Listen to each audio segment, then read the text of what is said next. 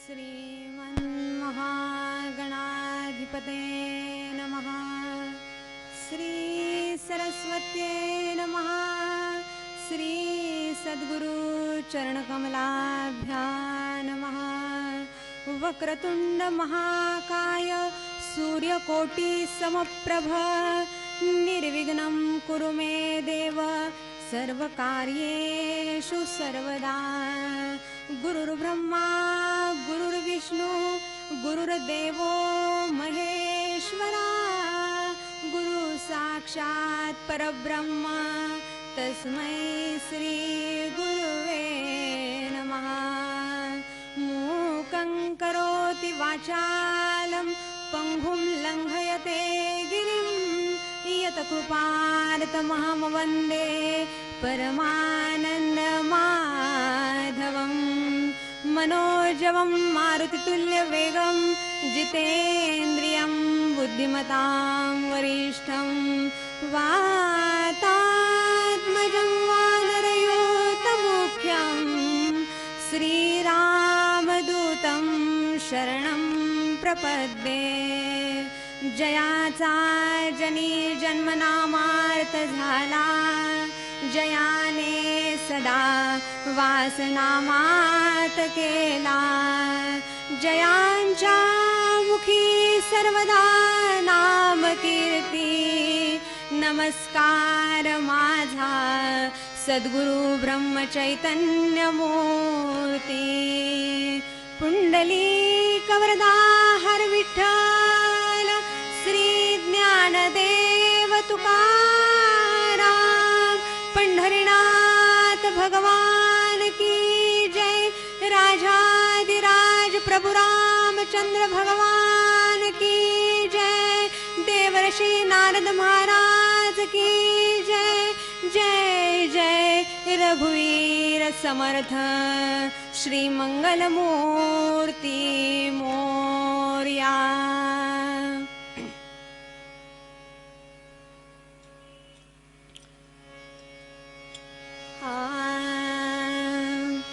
राम कृष्ण हरी जय जय राम। राजा राम कृष्ण हरी जय जय राम। राजा राम राम कृष्ण हरी जय जय राम। राजा राम गोवर्धन धर गोपाल नरत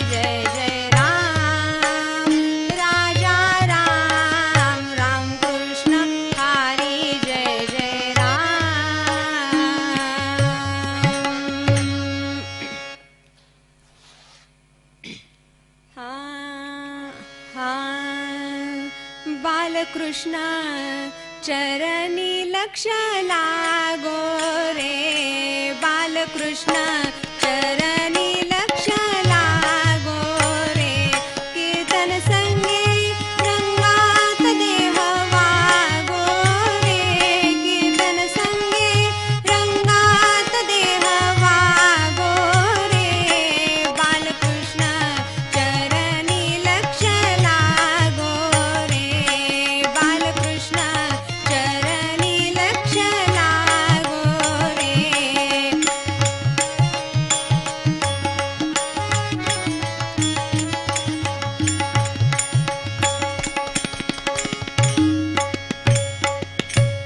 स्वरूपी मन हे लाविता सौख्य आम्हा हो स्वरूपी मन हे लाविता सौख्य आम्हा हो काम क्रोधादिक जाती निज धामा हो काम क्रोधादिक जाती निज धामा हो बालकृष्ण चरणी लक्ष लागो रे बालकृष्ण चरणी लक्ष लागो रे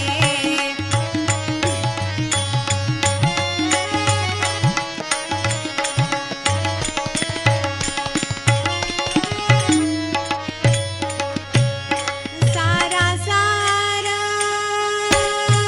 सारा सार वदविता सद्गुरुराया हो सारा सार सारा सार सारा सार सारा सार सारा सार सारा सार वदविता सद्गुरुराया हो मंगलधाम जीवन नरहरि पाया हो मंगलधाम जीवन नरहरि पाया हो बालकृष्ण चरणी लक्ष लागो रे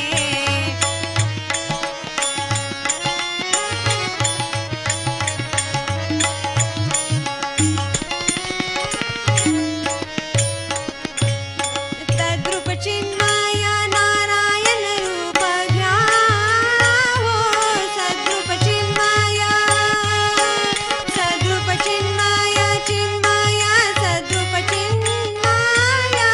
सद्रूप चिन्मय सद्रूप चिन्मय नारायण रूप घ्या तन्मय होऊनी बलवंते प्रेमे गावो तन्मय होऊनी बलवंते प्रेमे गावो बालकृष्ण चरणी लक्ष लागो रे बालकृष्ण चरणी लक्ष लागो रे सीताराम चरणी लक्ष लागो रे लक्ष लागो रे लक्ष लागो रे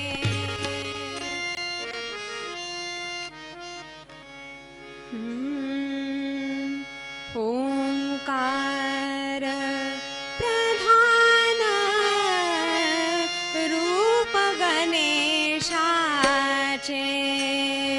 ओंकार प्रधान रूप गणेशाचे हे तिन्ही देवांचे जन्मस्थान हे तिन्ही देवांचे जन्मस्थान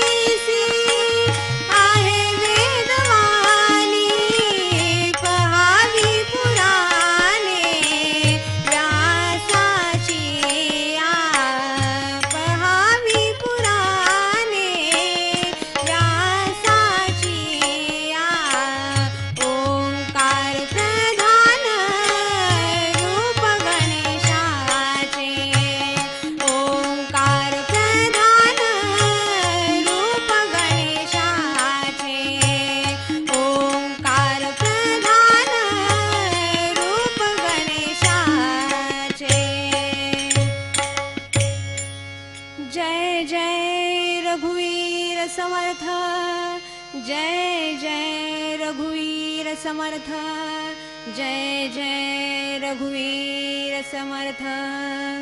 श्रीराम कृष्ण म्हणी तुझा स्मरावे, तुझिया नामस्मरणे भव हे तरावे.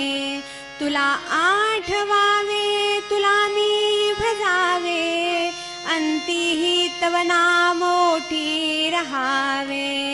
आपदामपहर्तारं दातारं सर्वसंपदां, लोकाभिरामं श्रीरामं भूयो भूयो नमाम्यहं. राजाधिराज प्रभु रामचंद्र भगवान की, भारत माता की, आर्य सनातन वैदिक हिंदू धर्म की, सब संतन की जय जय रघुवीर समर्थ. श्री मंगल मूर्ती मोरया.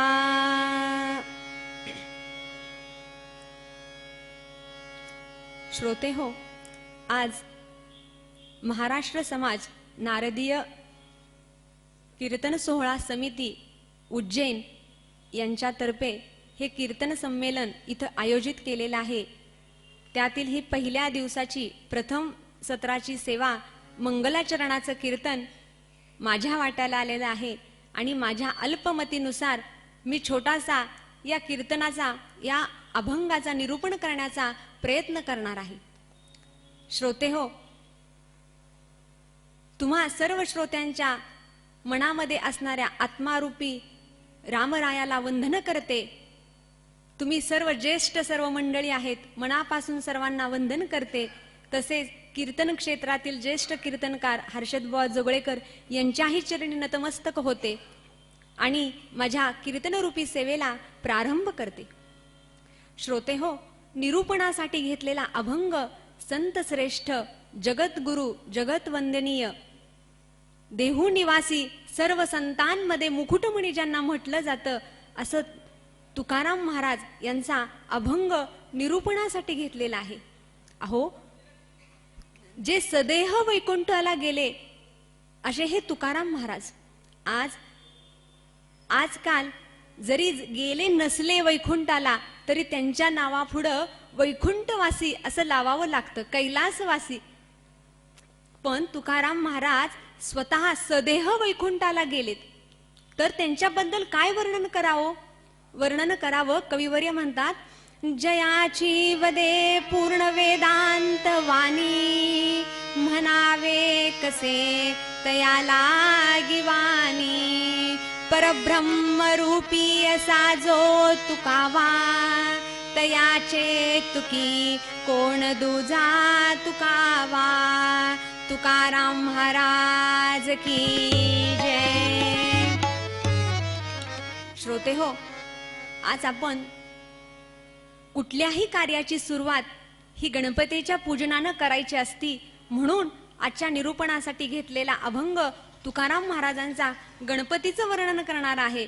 महाराज या अभंगातून काय सांगत आहेत की ते म्हणत आहेत, ओंकार प्रधान रूप गणेशाचे, ओंकार प्रधान रूप गणेशाचे. अकार तो ब्रह्मा, उकार तो विष्णू, मकार महेश जानियेला. ऐसे तिन्ही देव जेतुनी उत्पन्न, तो हा गजानन माय बाप. तुका म्हणे ऐसी वेदवाणी, पहावी पुराणी व्यासाची या. पांडुरंग हरी वासुदेव हरी, पांडुरंग हरी वासुदेव हरी.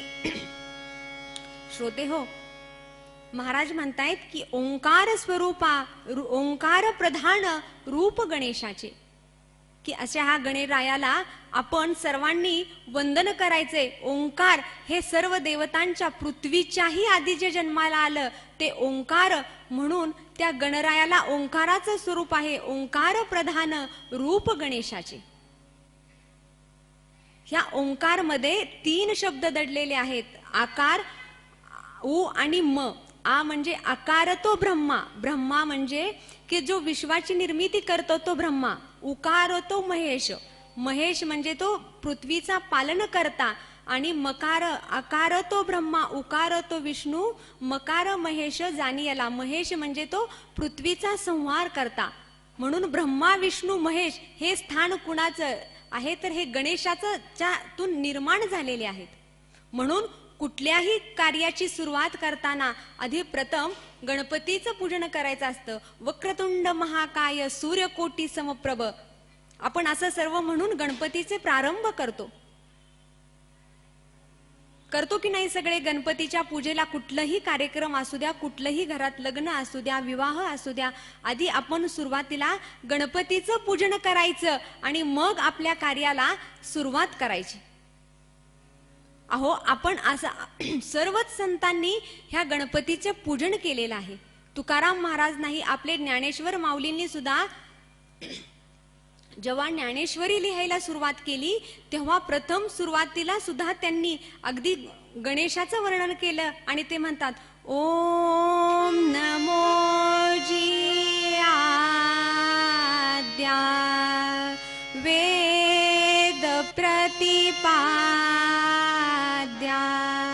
सुरुवातीलाच पहिल्या श्लोकात त्यांनी गणपतीचं वर्णन केलेलं आहे. अहो गणपती जरी त्याचं वर्णन करायचं असले तरी आपली उपास्य देवता कुठली जरी असली तरी सर्वात सुरुवातीला पूजन हे गणपतीचं करायचं आहे. आपल्या ज्या देवाची उपासना करायची ती अगदी मनापासून करायची. मला सांगा की देवाचं नामस्मरण करायला, भक्ती करायला, त्याचं नाव घ्यायला कुठं जावं लागतं का हो? का कुठं अरण्यात जायची गरज आहे का? आपला घर संसार सोडायची गरज आहे? कविवर्य म्हणतात कुठंही जायची गरज नाही किंवा कुणाकडून दीक्षाही घ्यायची गरज नाही.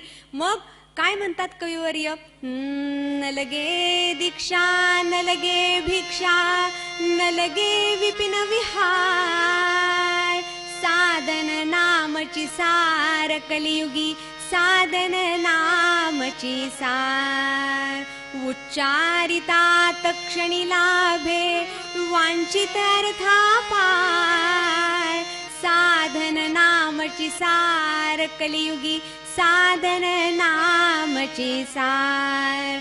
बोले हरि कवी सेवक म्हणूनी सुखी करी संसार, साधन नामची सार कलियुगी साधन नामची सार.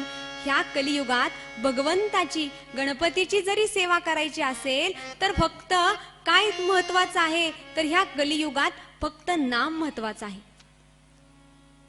त्या भगवंताची मनापासून पूजा केली ना तर तो भगवंत तुम्हाला प्रसन्न झाल्याशिवाय राहणार नाही. मला सांगा, कीर्तनाला आपण इथं सगळे जमलो, कीर्तन म्हणजे काय हो? कीर्तन म्हणजे काय? नाथ महाराज म्हणतात की कीर्तनाचं काय, की कीर्तन म्हणजे काय तर कीर्तन म्हणजे की कुठलंही त्या कीर्तनात भगवंत असतोच असतो या न्यायानं इथं कीर्तनाला बसायचं. म्हणून नाथ महाराज म्हणतात की कीर्तनाचं काय, की जेणेकरून मूर्ती ठसावी अंतरी श्रीहरीची, ऐसी कीर्तन मर्यादा संतांच्या घरची. की भगवंताचं रूप तुमच्या प्रत्येकाच्या मनामध्ये असं भरून पावलं पाहिजे. त्या भगवंताचं वर्णन असं म्हणजे कीर्तन. तर एकदा भगवंताला नारद मुनींनी प्रश्न विचारला की अरे भगवंता, की तुला मी कुठं शोधायचं, की तुला तू वैकुंठात असतो. की गोपालकृष्ण म्हणाले की अरे नारदा, तू पत्र पाठव म्हटले की वैकुंठाच्या पत्त्यावर, तिथं जाऊन पोचतय का बघ. मग तिथं ते पोचणारच नाही का तर मी तिथं नसतोच. मग नारद मुनी म्हणतात अरे देवा, मग तू असतो तरी कुठं? मग भगवान म्हणतायत की नाहम वसामी वैकुंठी योगिनाम हृदये न रवो मद भक्ता यत्र गायंती तत्र तिष्ठामी नारदा. जिथे माझे भक्त गुणगान करतात तिथं मी भगवंत तिष्ठत उभा असतो. म्हणजे कथा कीर्तनाला भगवंत असतोच असतो. या न्यायानंच आपण इथं कीर्तनाला बसायचं की कारण भगवंत कीर्तनात असतोच असतो. मग मला सांगा, ह्या कीर्तनासाठी येण्यासाठी किंवा भगवंताचं नाव घ्यायला आपल्याला संसारात राहूनच भगवंताचं नाव घ्यायचं आहे. आजपर्यंत एवढे संत झाले, प्रत्येक संतांनी आपल्याला तुम्हाला कुणाला संसार सोडायला सांगितलेला आहे का, की बाबा तुम्ही संसार सोडा? अहो, वेदशास्त्र पुराण सुद्धा हेच सांगतायत की बाबा रे, तुम्ही संसारात राहूनच भगवंताचं नाव घ्या. ज्ञानेश्वर माऊली सुद्धा आपल्या हरिपाठाच्या पहिल्याच चरणात अभंगात म्हणतायत, काय सांगतायत? सोनी संसारी जीवे वेगुकारी, वेदशास्त्र उभारी भाया सदा, वेदशास्त्र उभारी भाया सदा, वेदशास्त्र उभारी भाया सदा.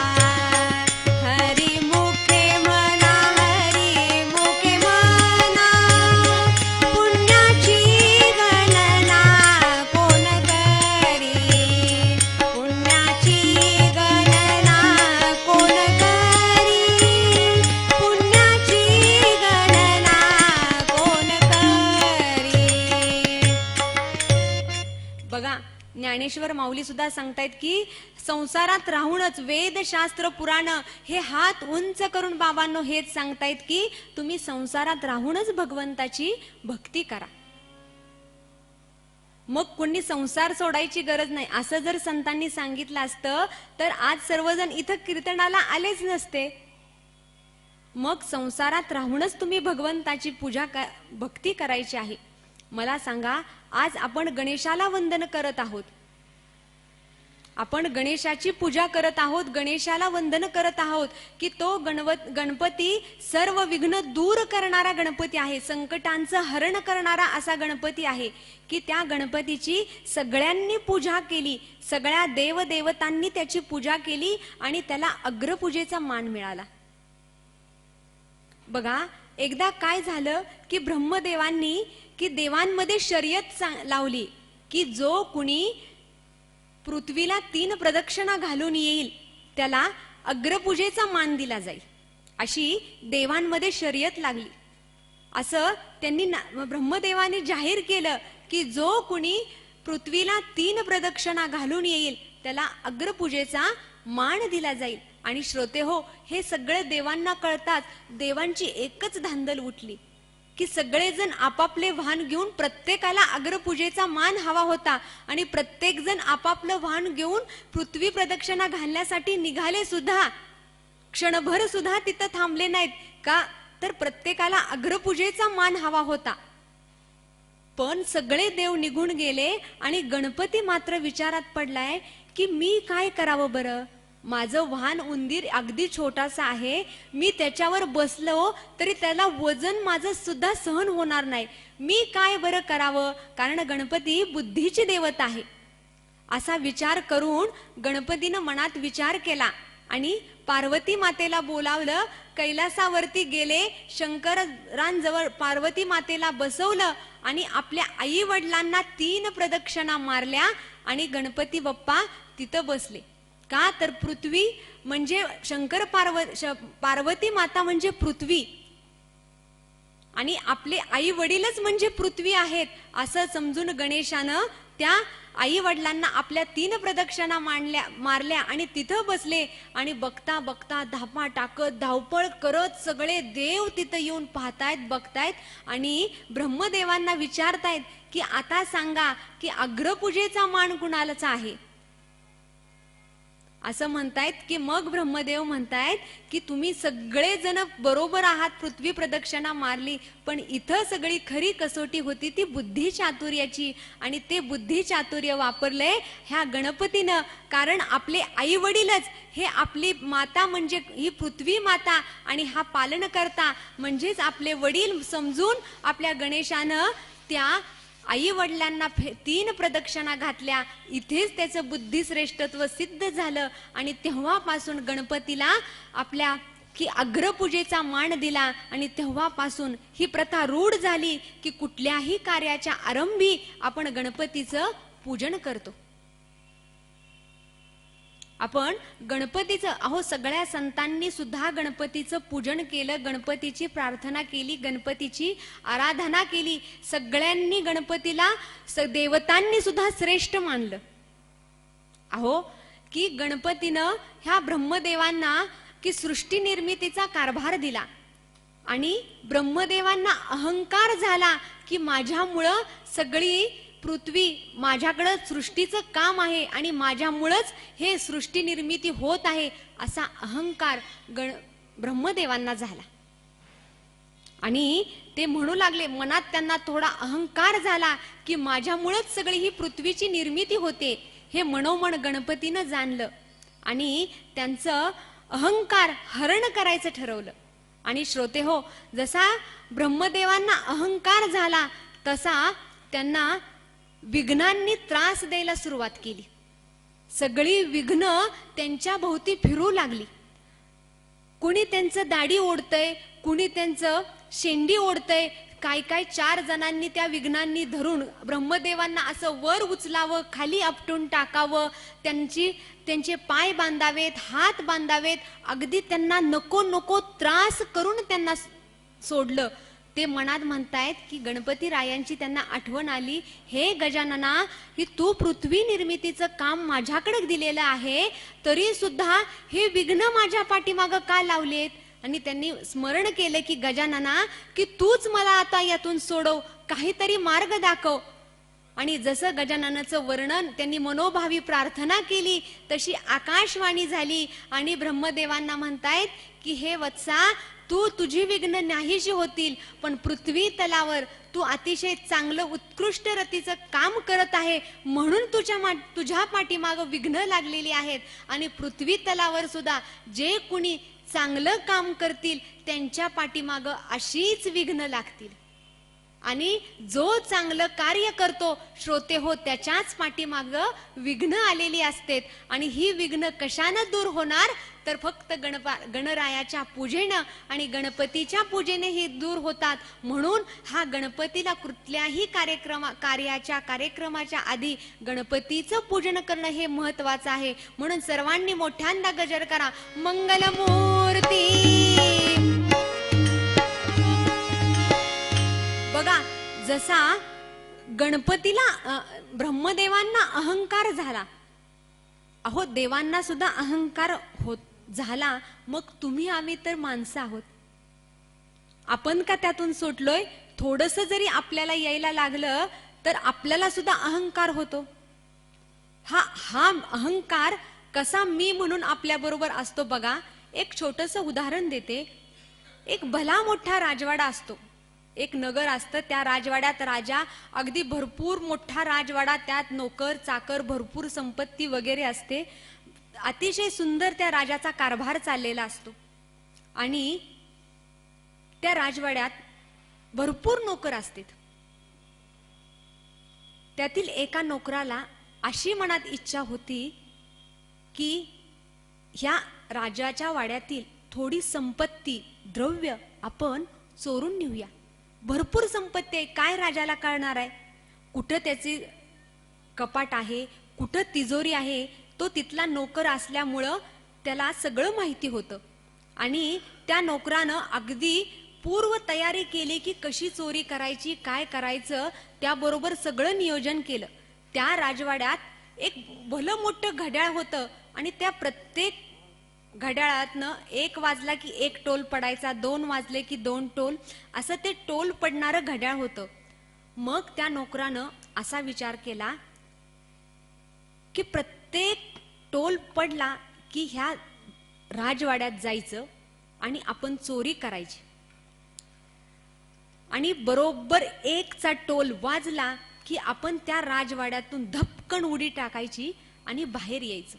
म्हणजे त्यात कुणाला काही कळणार नाही की आपण आत गेलोय आणि बाहेर आलोय. त्या नोकरानं राजवाड्याबरोबर सगळी तयारी केली. 12 वाजल्याबरोबर त्यानं त्या राजवाड्यातून आतमध्ये जाण्यासाठी खुंट्या ठोकायला सुरुवात केली. 12ला 12 टोल पडतेत, त्याबरोबर त्यानं 12 अशा खुंट्या ठोकल्या की त्या आवाजात, टोलच्या आवाजात की कुंटी ठोकतय हे कुणाच्याही लक्षात येणार नाही. आणि नंतर 1 तास त्याला चोरी करण्यात होता. 12 वाजले, 12च्या टोलाला त्यानं सगळ्या खुंट्या ठोकल्या. त्या खुंटीवरून चढून तो आत गेला, आत तिजोरीत गेला. सर्व द्रव्य त्यानं आपल्या बरोबर आणलेल्या पिशवीत घातलं, सर्व पाहिजे तेवढं घेतलं.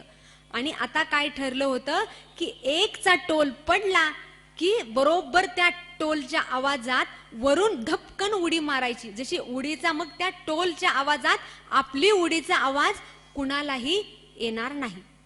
आणि तो चोरी करून बाहेर येताना काय झालं की चोरांना, त्या तेथील नोकरांना लक्षात आलं की आतमध्ये कोणतरी गेले, चोरी करायचं चालू झाले, म्हणजे चोर शिरलाय हे त्यांना कळलं. म्हणून जरा पळापळ चालू झाली. आणि हे ह्याच्या लक्षात आलं. हा पटकन वर चढला, 1चा टोल पडला. तसा तो उडी मारायला गेला, तसं काय झालं, हा पडला बाहेर आणि ती द्रव्याची पिशवी पडली राजवाड्यात. आणि हा आला बाहेर. एवढं मोठी चोरी करून पण त्याच्या हाताला काहीच लागलं नाही. चोरी तर झालेली आहे हे राजाच्या लक्षात आलं. सगळीकडे बातमी पसरली की चोरी झालेली आहे. आता चोर हुडकायचा कसा? आता चोर शोधणं तर गरजेचं आहे. मग राजानं फरमान काढलं की जो कोणी ही चोरी कशी झाली हे सांगेल त्याला 100 मोहरा दिल्या जातील. ही चोरी कुणी केली किंवा कशी झाली असेल, जो कोणी सांगेल त्याला भरपूर द्रव्य दिले जातील, मोहरा दिल्या जातील. याच्या मनात आलं की माझ्याशिवाय कुणाला ठाऊक असणार आहे की ही चोरी कुणी केली, ती कशी झालेली असणार. झालं 4 दिवस, 2 गेले, 4-5 दिवस गेले आणि हा मनात म्हणतोय कितीही जणांनी सांगितलं तरी कुणालाच ठाऊक नसणार की ही चोरी कशी झाली. काय नाही म्हटले, राजाने द्रव्य एवढं सांगितलं, एवढं द्रव्य मिळणार, मीच सांगणार म्हटले चोरी कशी झाली ती. झालं, ह्यांनी सांगितलं की नोकराने की मी सांगतो ही चोरी कशी झाली असेल. तो राजवाड्यात गेला, दरबार भरला. हा नोकर जो चोर करणारा होता तो दरबारात आला. आणि आता सगळे कान अगदी तीक्ष्ण नजरेनं बघतायत, तीक्ष्ण कानानं ऐकतायत की चोरी कशी झालेली असेल. आणि आता चोर नक्की पकडला जाणार. चोर कोण आहे ते कळणार. सगळ्यांनी अगदी शांततेत बसले आणि हा सांगू लागला, राजे साहेब काय झालं बघा, असं झालं असेल की तुमच्या राजवाड्यात हे मोठं घड्याळ आहे, त्या प्रत्येक टोलला टोल पडतात. 12 वाजले की 12 टोल पडतात. मग जो कोणी चोर करणारा असेल त्यानं 12च्या टोल पडतेत 12ला अशा खुंट्या मारलेल्या असणार. आणि 12 खुंट्या मारल्यानंतर 1 तास वेळ त्याच्या हातात राहतोय.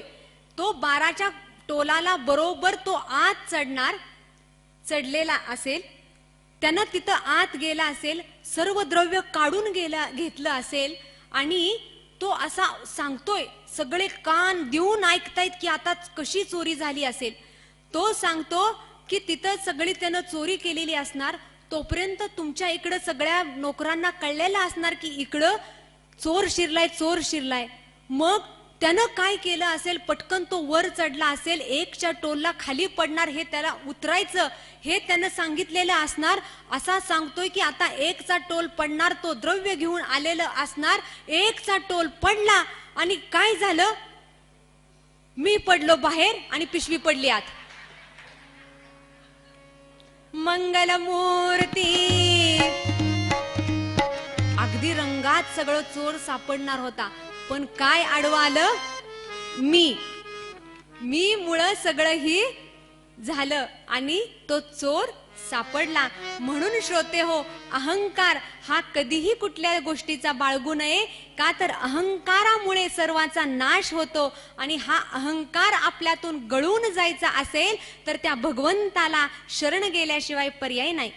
श्रोते हो, ह्या आपण सर्वांनी, जसं संतांनी सुद्धा गणपतीचं पूजन केलं, तुकाराम महाराजांनी केलं, एकनाथ महाराजांनी केलं, अहो नामदेव महाराजांनी सुद्धा गणपतीचं, ज्या वेळेस नामदेव महाराजांनी आपल्या पांडुरंगाचे निस्सीम भक्त होते नामदेव महाराज, त्यांनी शतकोटी अभंग रचण्याचा संकल्प केला. अहो इतके मोठे निस्सीम भक्त नामदेव महाराज पांडुरंगाचे होते की नामदेव महाराजांनी कीर्तनाला उभं राहावं आणि साक्षात परमात्मा पांडुरंग त्यांच्या कीर्तनात नाचत होता. एकच टाळी पिटली चंद्र भागे वाळवंटी, एकच टाळी पिटली चंद्र भागे वाळवंटी. माझा ज्ञान राजा, माझा ज्ञान राजा, माझा ज्ञान राजा, माझा ज्ञान राजा गोपाळासी लाया वाटी. नामदेव कीर्तन करी पुढे देवनाचे पांडुरंग, नामदेव कीर्तन करी पुढे देवनाचे पांडुरंग, नामदेव कीर्तन करी पुढे देवनाचे पांडुरंग, नामदेव कीर्तन करी पुढे देवनाचे पांडुरंग. अहो, साक्षात परमात्मा पांडुरंगानं नामदेव महाराजांच्या कीर्तनात नाचावं एवढे श्रेष्ठ भक्त नामदेव महाराज होते. आणि ज्या वेळेस त्यांनी भगवंताचे शतकोटी अभंग रचण्याचा त्यांनी संकल्प केला, त्यावेळेस त्यांनी सुरुवातीला गणपतीला शरण गेले, गणपतीचं स्तवन केलं आणि मग त्यांनी आपल्या अभंग लिहायला सुरुवात केली. एवढं श्रेष्ठ गणपतीची पूजा मानली गेलेली आहे. अहो श्रोते हो, ज्या वेळेस त्रिपुरासुराचा वध झाला, भगवान शंकर त्रिपुरासुराचा वध करण्यासाठी, युद्ध करण्यासाठी गेले, त्यावेळेस पहिल्यांदा त्यांनी त्रिपुरासुराचा युद्ध करायला गेल्यावर नंतर त्यांचा पराभव झाला. भगवान शंकरांचा पराभव झाला. अगदी ते पराभव झाल्यानंतर अगदी अक्षरशः रागाने लालबुंद झाले की माझ्या हातून त्या त्रिपुरासुराचा वध व्हावा, म्हणजे पराभव झाला त्यांच्याकडून माझा, हे असं का बरं व्हावं, हे का झालं असेल म्हणून ते ध्यानस्थ बसले. पण त्यांचं ध्यान काही लागना की माझा पराभव व्हावा, का बरं व्हावा. आणि त्याच वेळेस तिथं नारद मुनींची स्वारी आली आणि नारद मुनी म्हणतायत, भगवान काय झालं. त्यांनी सगळं जाणलं होतं तरी सुद्धा ते विचारतायत. पण ते म्हणतायत, अरे त्रिपुरासुराच्या युद्धात माझा पराभव झाला, हे का बरं झालं. नारद मुनी म्हणतायत, बघा तुम्हीच लक्षात आणा का बरं झालं असेल, काय हे झालं असेल. अहो भगवंता, तुम्ही युद्धाला गेला खरं, पण युद्धाच्या आधी तुम्ही गणपतीचा पूजा केली नाही, गणपतीचं स्तवन केलं नाही, त्यामुळे तुमचा पराभव झाला. भगवान म्हणतायत, तो तर माझा मुलगा आहे, त्याची कशाला पूजा करायला हवी. अहो तो जरी तुमचा मुलगा असला तरी तो सगळं गणांचा अधिपती तो आहे. पण अधिपती असल्यामुळं कुठल्याही कार्याला जाताना त्या गणपतीचं पूजन करणं गरजेचं आहे आणि तुम्ही ते न केल्यामुळं तुमचा पराभव झाला. आणि श्रोते हो, भगवान शंकरांनी सुद्धा गणपतीची स्तुती केली, गणपतीचं पूजन केलं आणि नंतर त्रिपुरासुराचा वध युद्धाला गेले आणि त्यावेळेस त्यांनी त्रिपुरासुराचा वध केला. म्हणजे भगवान शंकरांसुद्धा जरी मुलगा असला तरी त्यांचं श्रेष्ठत्व असल्यामुळं त्यांच्या पूजनाने त्यांना ते विजय प्राप्त झाला. अहो भगवान शंकरांनी युद्धाच्या वेळी त्या गणपतीचं स्मरण केलं, पार्वतीनं संकटकाळी गणपतीचं पूजन केलं, ब्रह्मदेवांनी सृष्टी निर्मितीच्या वेळी गणेशाचं पूजन केलं, भगवान विष्णूंनी आपल्या मस्तकावर शेष धारण करण्याआधी गणपतीचं पूजन केलं. असा गणपती हा गणपती गणनायक हा 10,44,88,121 गणांचा अधिपती आहे असं त्याचं वर्णन आहे. इतका गणपतीचं हा श्रेष्ठ गणपती मानला गेलेला आहे. अहो, आपण मनोभावी भगवंताची पूजा केली की भगवंत आपल्यापर्यंत आल्याशिवाय राहत नाही किंवा भगवंत प्रसन्न झाल्याशिवाय राहत नाही. पण आपली तेवढी भक्ती नसती भगवंतापर्यंत पोहोचण्याची. एकदा कीर्तनात असंच कीर्तनकारांनी सांगितलं की सगळ्यांनी मनोभावी त्या भगवंताची पूजा करायची, भगवंताची मनोभावी पूजा करायची आणि घरातील देवांनी सगळ्या पुरुषांनी पूजा करायची. बघा, आता कुणी शक्यतो हल्ली पुरुष एक देवाची पूजा करताना आपल्याला दिसतच नाहीत, सर्वजण महिलाच पूजा करतात. पण असं कीर्तनात एकदा कीर्तनकारांनी सांगितलं की ज्या घरात पुरुष असतील त्यांनीच देवाची पूजा केली पाहिजे. हे एका स्त्रीने कीर्तनात ऐकलं आणि घरी गेल्यानंतर आपल्या यजमानांच्या पाठीमागे हट्ट धरला, अहो काही नाही, आता देवाची पूजा तुम्हीच करायची बरं का, उद्यापासनं मी काही पूजा वगैरे काही करणार नाही.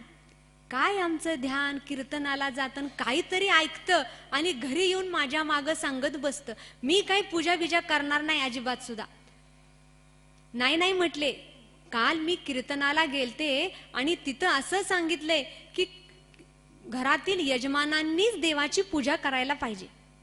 बर ठीक आहे म्हटले, करतो. त्या घरात एक 2-4 दिवस अगोदरच सत्यनारायणाची पूजा झालेली असते आणि गुरुजी पूजाला आल्यानंतर आपल्याकडून एखादी वस्तू पूजेसाठी राहिली जाती, म्हणून गुरुजींनी काय सांगितलं असतं की एखादी गोष्ट नसेल त्या ठिकाणी अक्षदा व्हायच्या, अक्षदाम समर्पयामी असं म्हणायचं. आणि ह्यांनी पूजा करायला सांगितली की आजपासून तुम्ही देवाची पूजा करायची. ठीक आहे म्हटले, करतो. बसले, गेले, आंघोळ वगैरे केले, देवापाशी गेली, पत्नीचा स्वयंपाक चालला होता. ह्यांनी एवढंच लक्षात होतं, अक्षदाम समर्पयामी, तिथलं अक्षदा घेतल्या आणि देवावरती वाहिल्या आणि बायकोला ऐकू जाईल अशा मोठ्या आवाजात म्हणाले, पूजार्ती अक्षदाम समर्पयामी. हे बायकोने ऐकलं. बर म्हणले, ठीक आहे. 2 दिवस गेले, 3 दिवस गेले, पूजार्ती अक्षदाम समर्पयामी काय झालं. रविवारचा दिवस सुट्टीचा आला, महाशय असे बसलेले, मॅच होती, आपले टीव्ही समोर बघत बसलेत मॅच. 12 वाजले, 1 वाजले. मॅच बघितलं तर पोटासाठी काहीतरी पाहिजे ना, मॅच बघून काय पोट भरणार. अगं 1 वाजल्या, 2 वाजले, अगं तू आज जेवायला वाढतीस का नाही. हो झालाच आहे माझा स्वयंपाक, या. तिनं ताट वाढलं, यजमानांना बोलवलं, बसवलं आणि यजमान बसले आणि ताट समोर ठेवलं आणि एवढ्या मोठ्या तांदूळ तिनं आणले आणि ताटात ठेवले. भोजनार्ती अक्षदाम समर्पयामी. घ्या म्हटले, भोजनासाठी अक्षदा खावा. जसं देवाला पूजार्थी अक्षदा चालतायत, तुम्ही देताय, मग भोजनार्थी अक्षदाम समर्पयामी चालेल का हो. देवाचं म्हटलं की कसंही.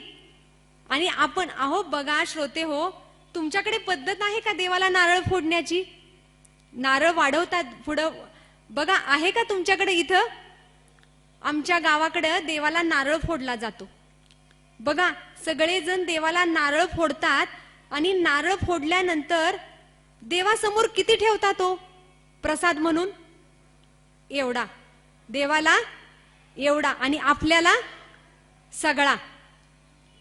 आणि तोच नारळ खराब निघाला की देवाला किती, देवाला आणि आपल्याला एवढा सुद्धा चालत. ही आपली भक्ती कशी बरं देवापर्यंत पोहोचणार. मनी नाही भाव आणि देवा मला पाव. अहो श्रोते हो, असं करून चालेल का हो. त्या भगवंताचं नामस्मरण करायला की थोडस मनापासून त्या भगवंताची भक्ती करायला काय पाहिजे हो. अगदी मनोभावी तुम्ही त्या भगवंताचं नाव घ्या. भगवंत तुमच्यापर्यंत आल्याशिवाय राहणार नाही किंवा भगवंत तुमची इच्छा पूर्ण केल्याशिवाय राहणार नाही. श्रोते हो, ह्या भगवंताची गणेशाची पूजा केल्यानंतर तो गणेश कसा बरं प्रसन्न झाला की मनापासून जर त्या गणेशाची पूजा केली, कुठल्याही देवाची करा, गणेशाचीच असं नाही, तर तो कसा प्रसन्न होतो. आणि हाच कथाभाग आपण उत्तर रंगात ऐकूया की त्या गणपतीची सेवा केल्यानंतर तो गणपती कसा प्रसन्न होता, ती छोटासा कथाभाग आपण कथाभागात पाहूया आणि पूर्व रंगात इथंच थांबूया आणि पूर्व रंगाच्या पदाचा आठव करूया. महाराज तुकाराम महाराज अभंगाच्या पदात म्हणतात,